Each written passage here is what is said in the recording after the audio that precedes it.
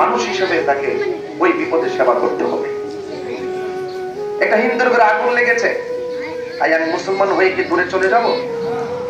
একটা হিন্দুর বাচ্চা পানিতে পড়ে গেছে, আমি কি মুসলমান বলে দূরে চলে যাব? এটা আমার ইসলাম শিক্ষা দেয় না। সে যে ধর্মে হোক, বিপদে পড়ে গেছে, তার পাশে দাঁড়াও। জুলুম করা যাবে না। এজন্য আমি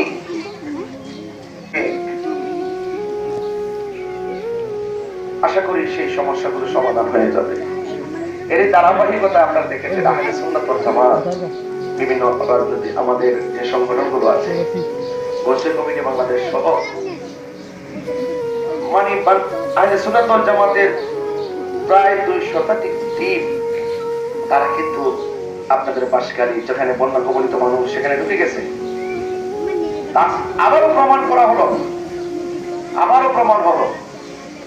যে দুর্যোগের সংকটে মানবিক স্তরে, মানবতার স্তরে আহলে সুন্নাত ওয়াল জামাত পূর্ব ছিল, এখনো আছে, ভবিষ্যতেও ইনশাআল্লাহ। সেই মানবতার হাতকে শক্তিশালী করতে হবে, আপনারাই করতে হবে। আপনারা সবাই আমার জন্য দোয়া করবেন, আমি আপনাদের জন্য দোয়া করি। আপনারা যে ক্ষতিগ্রস্ত হয়েছে, আমি আবার বলছি, আমি অনেক ব্যথিত হয়েছি, সহ্য করতে পারি নাই। সেই জন্য পানির মধ্যে নামলেও, কাদা গায়ে মাঠে নামলেও, 24 ঘন্টা পরে থাকলেও মনে থাকবে শুধু আপনাদের পাশেই পড়ে থাকি।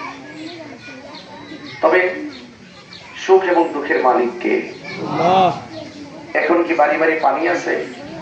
এই যে এত বিশাল বড় পানি ছিল, কোমর পানি ঘরের ভিতরে, এখন কি আছে? মসজিদের ভিতরে 1 সপ্তাহ নামাজ হয় নাই, পানি ছিল, ঠিক না?